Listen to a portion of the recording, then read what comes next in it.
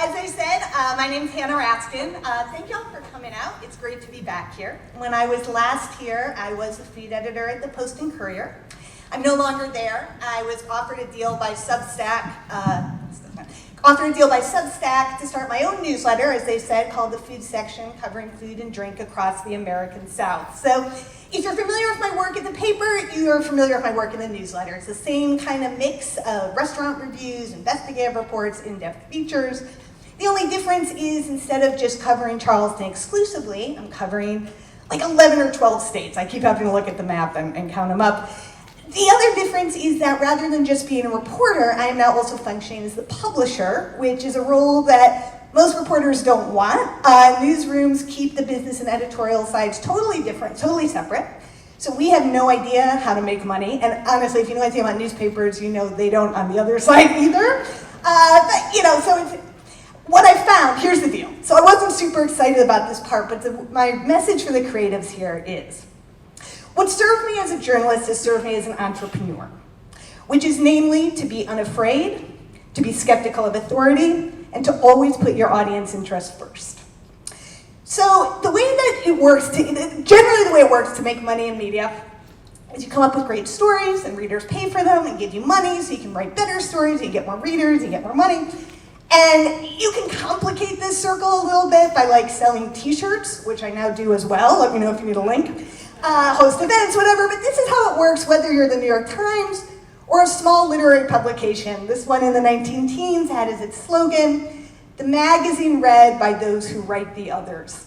And I've taken that as my inspiration because I'm not writing for millions of people now. I'm writing for thousands of people. But I'm still like 200 paid subscribers short of being totally sustainable.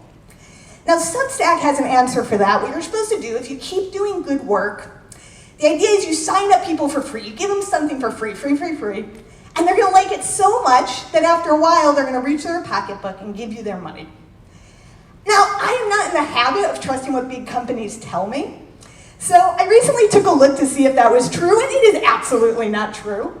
All of my folks pay up within the first 48 hours, or they don't pay at all, or at least 92% of them just hang around and don't give me the money I need to run my publication. So I came up with a scheme, which is I told these thousands of people who aren't paying, look, I'm gonna randomly eliminate 15% of you. And if you ever wanna see the food section again, you're going to have to pay. And it could be anybody. As it turned out, it included my second cousin. But you're gonna have to pay for this if you want it. And this had never been tried. You know, everyone's heard of Substack now, it's gotten really big, and apparently this was a new idea. But I knew it was gonna work because I knew it was in line with what my publication stands for. This is a word cloud from a survey I conducted of readers. I felt like it was in line with my brand, essentially. And of course, I want people's money, so I reminded them what that brand was. And I knew, not only do I know my publication, but I know my audience. And I know that my audience is dominated by rich, well-educated, older white men. And that was true at the Post and Courier, it's true now. That's my demo.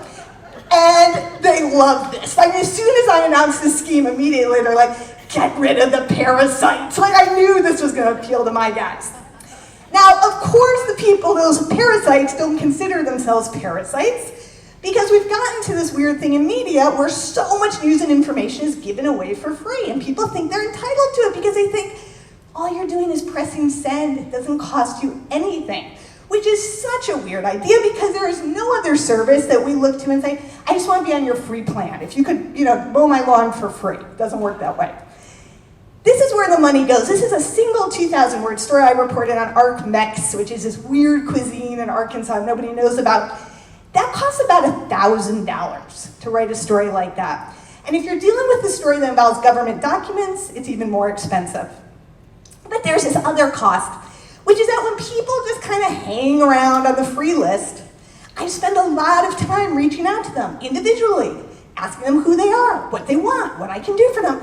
It's all time that I'm not spending doing the journalism that I've promised to my paid subscribers. So that's a problem, but the bigger problem is even still is that we're not forming the community. And community is really crucial to vital and robust food journalism. Because I am in this business to serve a community, and specifically its most marginalized members. and to speak truth to power on behalf of them. Now, there are other newsletters that function totally differently. You might get a newsletter from a yoga studio, and they're just selling their yoga, not the journalism. You might get a newsletter from someone selling crypto that just needs a big email list so they can sell advertising, not the journalism. So I get that it's confusing, but the nice thing is that it's up to you. You can spend your money on a newsletter like mine. You can spend it on going to the movies. You can spend money however you want to spend it. But I believe what I have to offer, which is original and independent food journalism, has value. And I believe that other people would think so too, and I was right.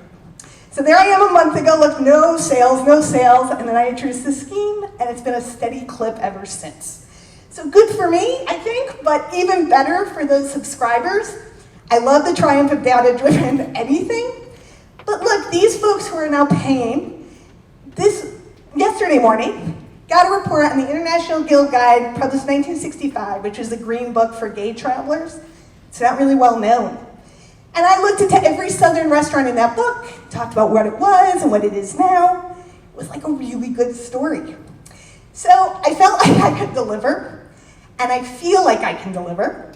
If you're not already reading the food section as a paid subscriber, I encourage you to do so. Thanks so much for being here.